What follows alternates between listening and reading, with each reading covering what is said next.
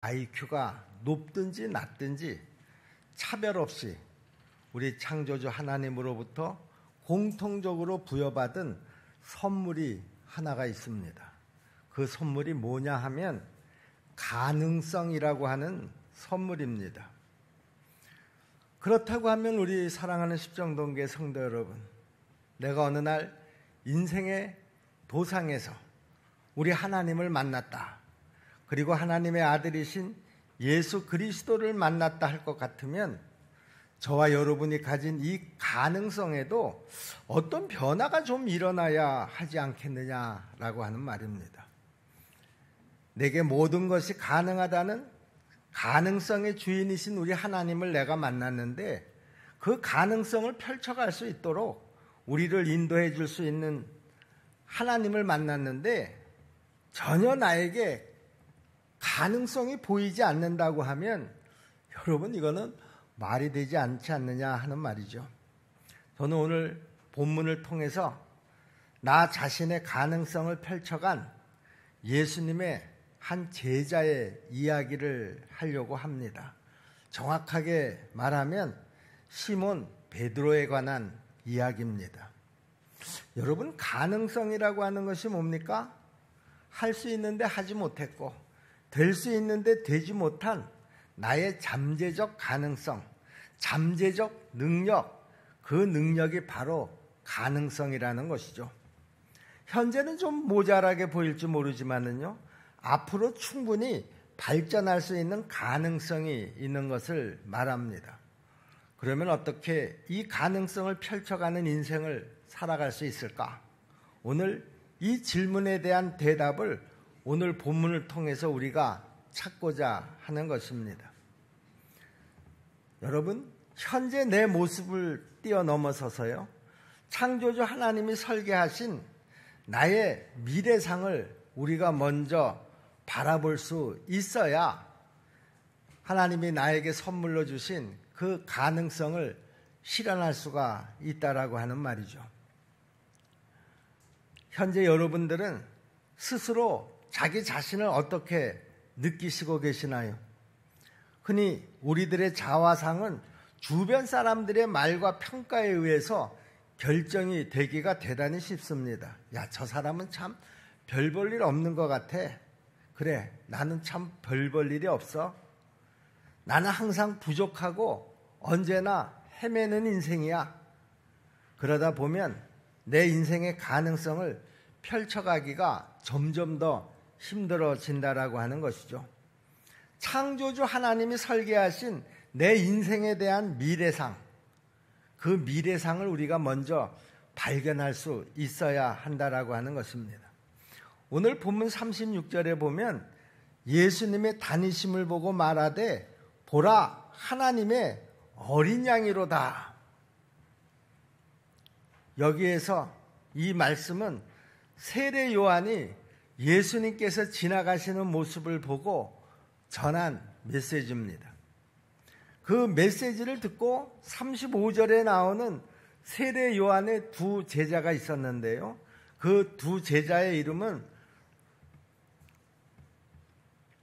안드레입니다. 또 요한과 안드레입니다. 이 요한과 안드레가 예수님을 만나게 되는 것이죠. 그들이 예수님을 직접 만나고 보니까 자기 선생이신 세례 요한이 지난번에 설교한 그대로 예수님은 역시 하나님의 어린 양 구세주 메시아가 맞다고 그렇게 믿어졌던 것입니다. 그러자 안드레는 그 메시아를 만난 감격을 가지고 자기 형제에게로 달려갑니다.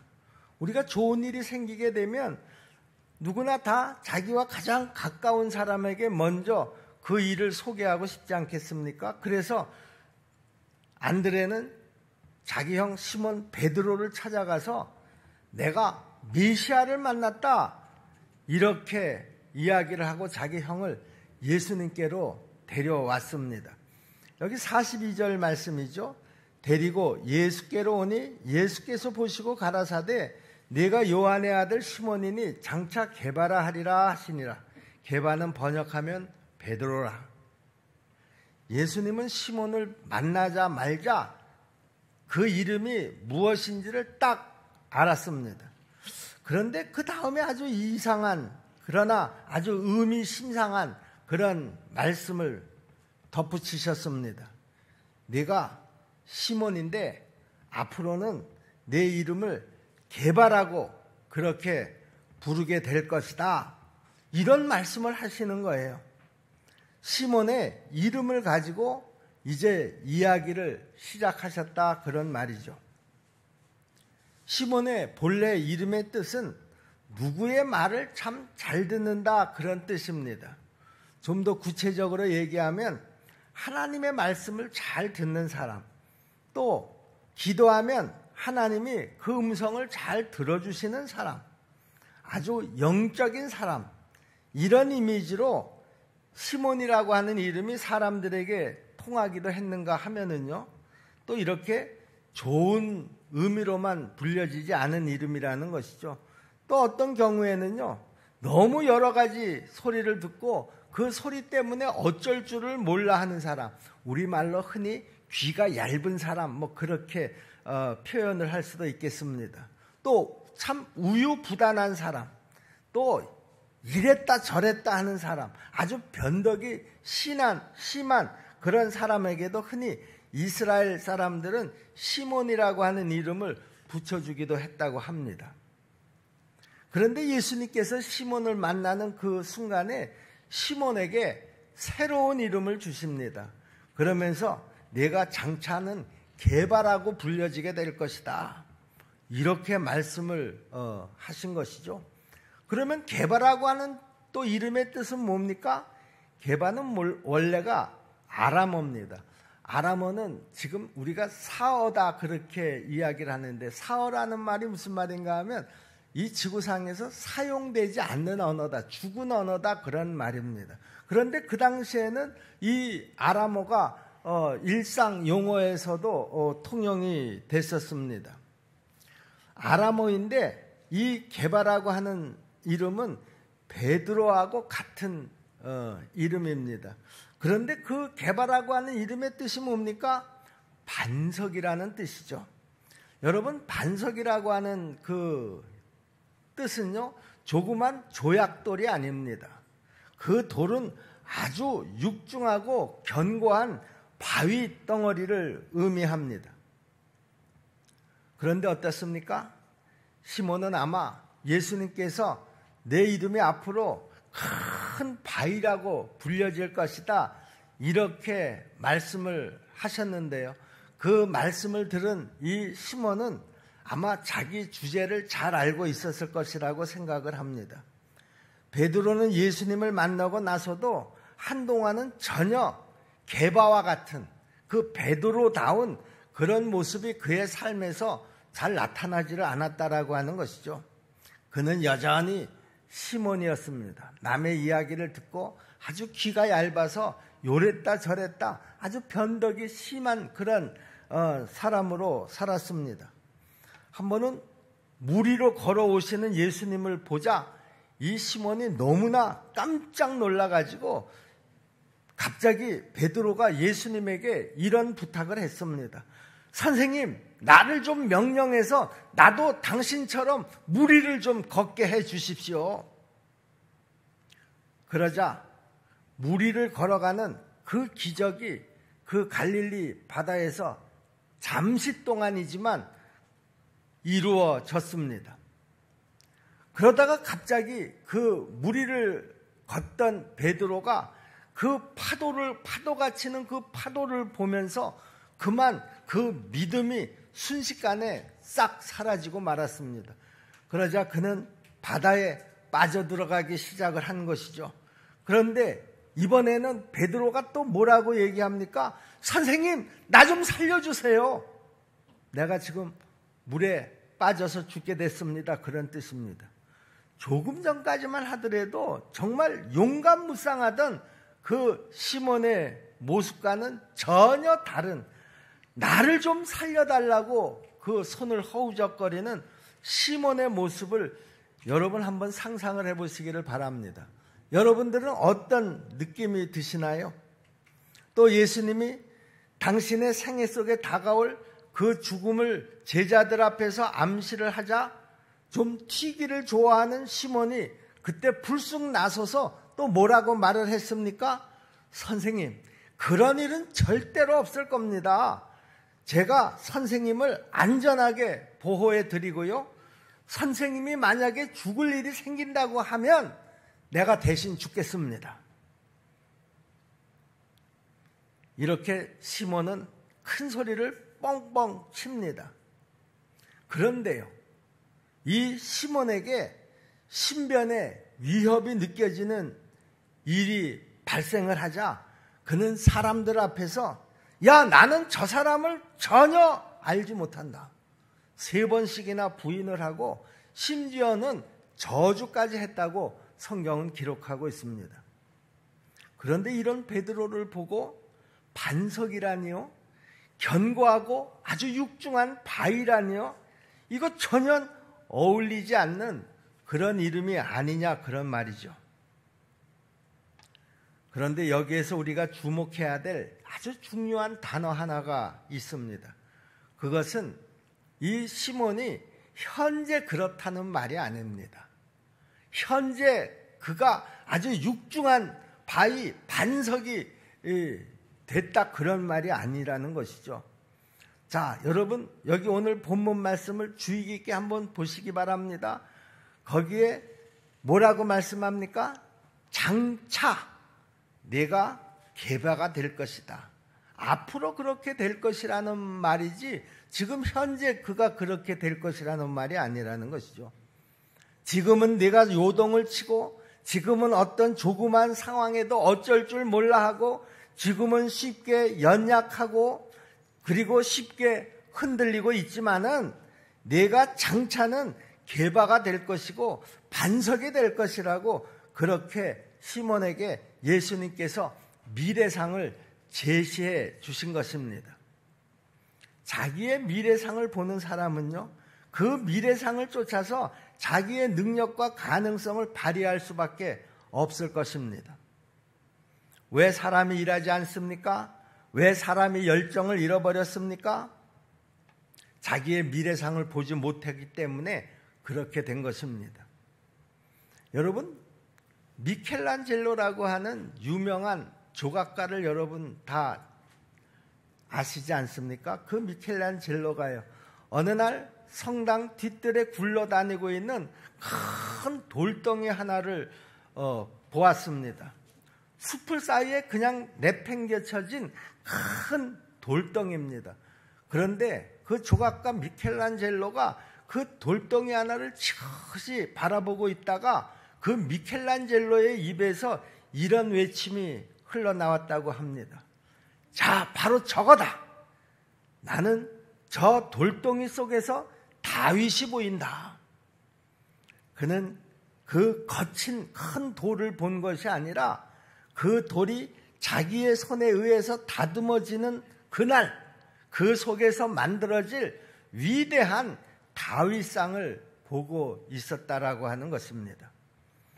여러분, 여러분들은 누구나 다 창조주 하나님이 주신 나의 가능성을 발휘하고 개발하면서 하나님의 꿈을 이루는 그런 인생을 살기를 여러분 소원하시지 않습니까? 현재의 내 모습이 아니라 하나님의 눈을 통해서 나의 미래상을 바라볼 줄 아는 여러분과 제가 될 수 있기를 우리 주님의 이름으로 축복합니다. 여러분, 또 한 가지 우리가 기억해야 될 것은 뭔가 하면 삶의 목적을 발견하라는 것이죠. 이제 나의 미래상에 근거한 삶의 목적을 발견하셔야 합니다. 나의 미래상을 발견하는 것도 중요합니다. 그러나 그 미래상의 근거에서 내가 어떤 일을 하는 사람이 될 것인가, 내 생애의 목적을 발견할 수 있어야 합니다. 오늘 제가 이 강단에 올라오기 전에 그 인터넷 뉴스를 잠깐 살펴보았는데요. 어떤 여론조사 기관에서 직장인을 상대로 해서 여론조사를 했습니다. 거기에 그 질문이 뭔가 하면 당신은 인생에서 목적을 가지고 살아가는 사람이 맞습니까? 그러니까 목적을 가지고 살아야 된다고 당신은 생각하십니까? 이런 질문에 대해서 96%가 인생을 살아가는 데 있어서 누구나 다 목적이 있어야지 된다, 이렇게 답변을 했다는 거예요. 그러면 당신의 인생의 목적은 뭡니까? 또 이런 질문이 뒤따라오지 않았겠습니까? 그런데 1위가 여러분 뭔지 아세요? 자기 인생의 첫 번째 그 목적은 내 집을 장만하는 거라는 거예요. 내 인생에서 집 한 채 장만하는 것이 내 인생의 목적이라는 것이죠. 여러분들은 이 세상에 태어나서 집 한 채 장만하고 그리고 갈 겁니까? 그런데 우리나라 직장인의 96%가 인생에는 목적이 반드시 필요하다. 그런데 그 무엇을 목적을 삼고 살아갈 것인가? 1위가 집 한 채 장만하는 것에 목적을 두고 살아가야 한다, 이렇게 답변을 했다라고 하는 것이죠. 우리 주님께서는 시몬 베드로를 만나 주셨던 그 첫날에 시몬에게 그 미래상을 보여주셨습니다. 그런데 여기에서 더 중요한 질문이 있습니다. 내가 무엇이 되느냐? 그것도 중요한 질문이지만은요, 내가 무엇을 하고 사느냐? 이것도 아주 중요한 것입니다. 이것이 우리의 인생의 목적이 되어야 한다라고 하는 것이죠.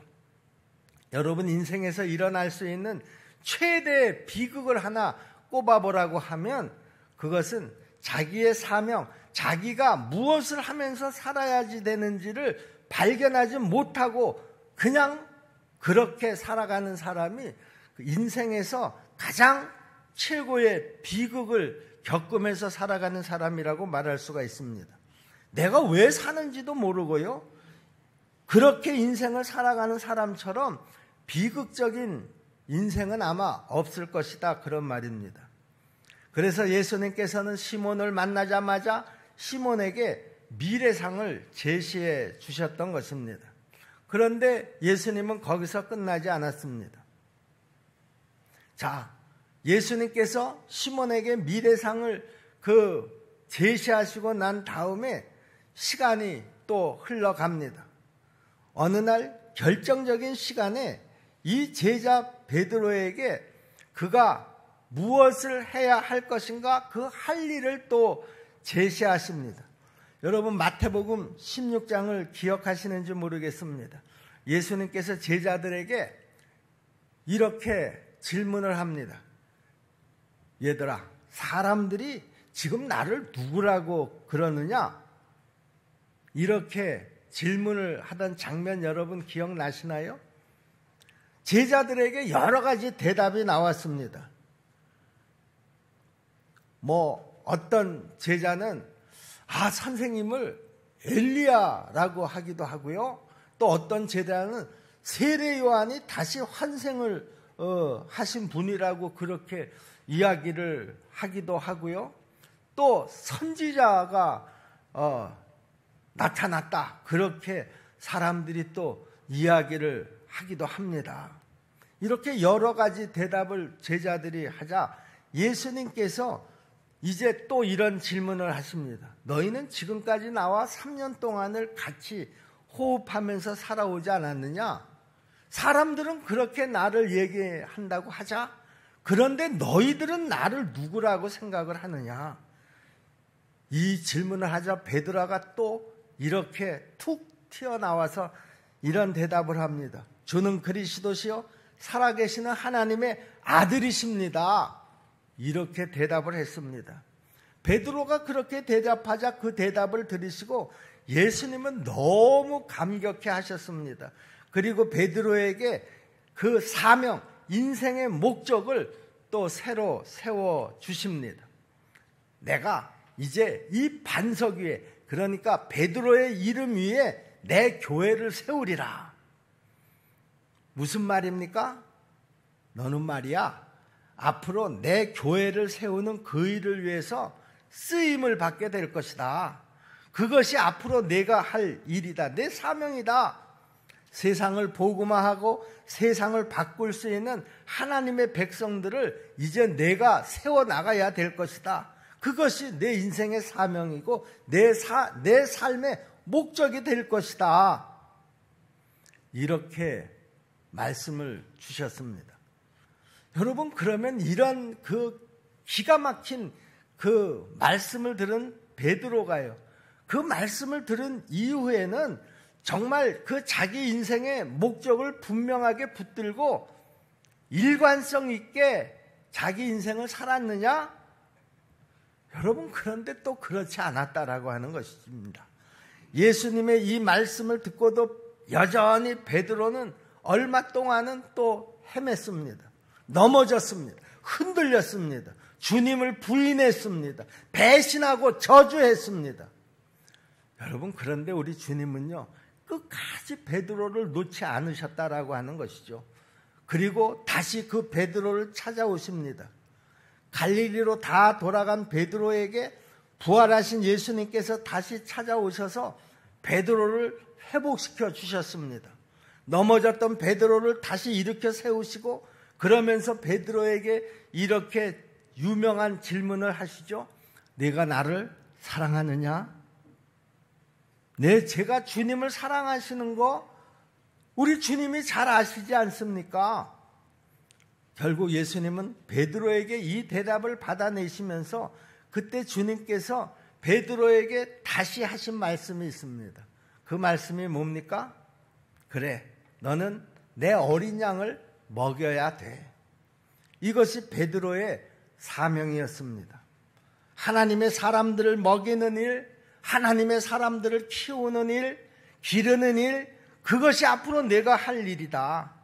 다시 그 목적을 새롭게 해주시는 그런 장면을 우리가 잘 알고 있습니다. 여러분, 여러분의 인생을 만드신 그분 앞에 나와서 나는 정말 진지하게 이런 질문을 해보셨느냐라고 하는 것이죠. 하나님, 저를 왜 만드셨습니까? 하나님, 왜 저를 부르셨습니까? 이제 내가 앞으로 무엇을 하면서 살아가야지 되겠습니까?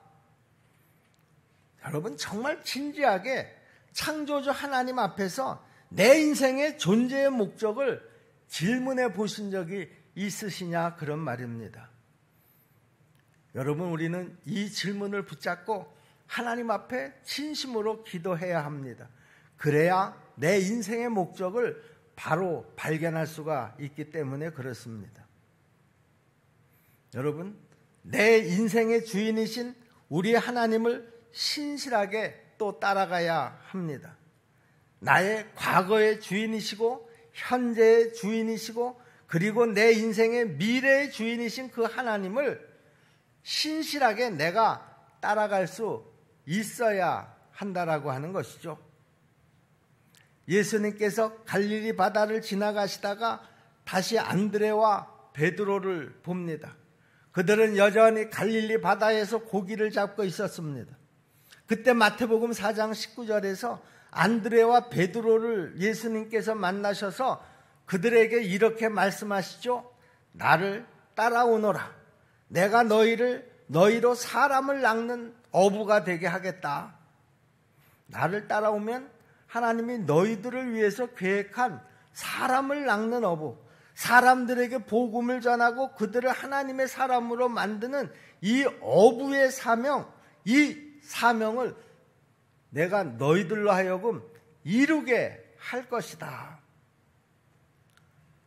자, 그런데요, 베드로가 이 말씀을 한번 듣고 아주 일관성 있게 그 이후로 주님을 잘 따라갔습니까?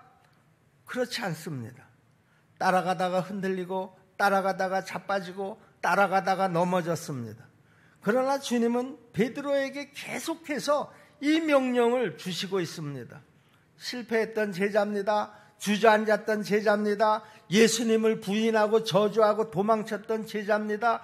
그런 제자를 끝까지 찾아가셔서 다시 갈릴리 바다에 찾아가셔서 그 베드로에게 다시 그 사명을 새롭게 하시는 것입니다. 우리가 요한복음 마지막 장을 보시면은요, 그 유명한 사랑의 확인, 세 차례에 걸친 대화, 내가 나를 사랑하느냐? 그리고 제가 주님을 사랑하는 줄 주님이 아시지 않습니까? 그래, 그러면 내 양을 먹여달라. 이렇게 대화가 연결되고 있는 것을 여러분들이 잘 압니다. 그리고 그 다음에 예수님께서 또 어떻게 말씀하십니까? 요한복음 21장 18절 말씀을 보시면은요, 베드로야, 내가 젊어서는 내 마음대로 살지 않았느냐? 그러나 이제 늙어서는 내가 내 인생을 좀 간섭할 거다. 내 인생의 마지막이 승리로 이제 장식을 하기 위해서 내가 내 인생을 간섭할 거다. 그리고 너는 결국 영광스럽게 죽게 될 거다. 그러면서 그 다음에 19절에 또 이런 말씀을 하십니다. 베드로야, 나를 따르라. 여러분, 왜 우리가 주님을 따르는 것이 중요합니까? 그 주님이 여러분과 저의 인생을 설계하신 분이시라고 하면, 그 주님이 우리 인생의 목적을 주신 분이시라고 하면, 그리고 그 설계를 이루시기 위해서 나를 불러주신 분이라고 하면, 그리고 그분이야말로 내 인생의 가능성이 실현될 수 있도록 나를 도와주시는 분이시라고 하면, 여러분, 우리가 그분을 따라가지 않고 어떻게 내 인생의 꿈과 내 진정한 인생의 비전이 실현될 수가 있겠느냐라고 하는 것이죠. 내 인생의 모든 그 그림을 그려주신 그 주님을 따라갈 때 우리는 그 그림을 최종적으로 완성시킬 수가 있다라고 하는 말입니다. 베드로는 자주 넘어지고 쓰러졌지만 주님을 따라가는 것을 결코 후회하지 않았습니다. 왜냐하면 예수님과의 그 만남을 통해서 베드로는 예수님이 자기를 얼마나 사랑하시는가라고 하는 것을 순간순간 확인할 수가 있었기 때문이죠. 예수님은 이 베드로를 위해서 당신의 목숨까지 벌어주셨습니다. 동일하신 그 예수님께서 오늘 나를 위해서 죽으셨다라고 하는 이 사실을 나는 지금 진짜 믿으시느냐라고 하는 것입니다. 우리를 죄로부터 구출하시고 새로운 삶을 주시기 위해서, 그리고 다시 부활하신 우리 주님, 살아계셔서 우리의 삶을 책임지시고 간섭해 주시기 위해서 다시 사신 그 주님이 오늘 나에게 간곡하게 말씀하시는 그 말씀을 내가 듣고 있느냐? 그 말씀을 내가 내 귀에 듣고 있느냐라고 하는 것이죠. 여러분, 베드로에게 처음에도 그 말씀을 하셨고, 나를 따라오너라. 그리고 마지막 순간에도 그 마지막 당부를 하시면서 베드로에게 이제 딴 생각하지 말고 나를 따라오너라. 이제는 내가 더 적극적으로 네 인생에 개입할 것이다. 그러면서 베드로에게 나를 따라오너라 그렇게 말씀하셨습니다. 오늘 이 말씀을 듣는 여러분에게 우리 주님께서 베드로에게 당부하셨던 똑같은 당부를 하시는 줄로 믿습니다. 오늘 여러분의 귀가 다 활짝 열리시기를 바랍니다. 여러분의 마음이 활짝 열리시기를 바랍니다. 그리고 우리 주님께서 여러분들에게 간절하게 부탁하시는, 아니 명령하시는 그 말씀을 다 들을 수 있게 되기를 바랍니다. 아무개야, 나를 따라오너라. 나는 내 인생의 꿈을 설계한 사람이다. 그리고 그 꿈을 이루도록 내가 너를 도울 수 있는 사람이다. 이제 이 사실을 내가 분명히 믿고, 그리고 좌로나 우로나 치우치지 말고, 딴 곳 바라보지 말고 이제 나만 바라보고 따라오너라. 그러면 내가 내 인생을 멋지게 설계했을 뿐만 아니라 그 인생을, 내가 설계한 그 인생을 내가 잘 이룰 수 있도록 내가 도와줄 것이다. 여러분, 이 약속의 말씀을 여러분 다 꼭 믿을 수 있기를 바랍니다. 그리고 이제는 뒤돌아보지 않는, 오직 주님만 바라보고 따라가는 우리의 인생들이 다 될 수 있기를 다시 한번 축복합니다. 기도하겠습니다. 은혜로우신 아버지 하나님, 주님께서 오늘 우리에게 말씀하십니다. 나를 따라오너라. 우리에게 그 큰 꿈을, 큰 비전을 그려주시고, 그리고 그 비전을 이룰 수 있도록 내가 너를 돕겠다, 그렇게 말씀하시면서 이 꿈을 이루기 위해서는 나를 따라와야지 된다, 이렇게 간곡하게 말씀하십니다. 은혜로우신 아버지 하나님, 우리의 인생의 여정 가운데 내 뜻, 내 욕심, 내 종력으로 내 인생을 설계하지 않게 도와주시옵시고, 우리 주님께서 그려주시는 그 내 인생의 설계도를 우리가 꼭 받아주고 그 설계도를 하나하나 실현해 나가는 우리 성도들이 다 될 수 있도록 도와주시옵소서. 우리의 인생의 여정을 통해서 하나님이 꿈꾸시는, 우리 주님께서 꿈꾸시는 그 모든 그 하나님의 나라를 이루어가는데 우리 모두가 다 미랄이 될 수 있도록 도와주시옵시고, 우리가 그 디딤돌이 될 수 있도록 인도하여 주시옵소서. 예수님의 이름으로 믿고 기도하옵나이다.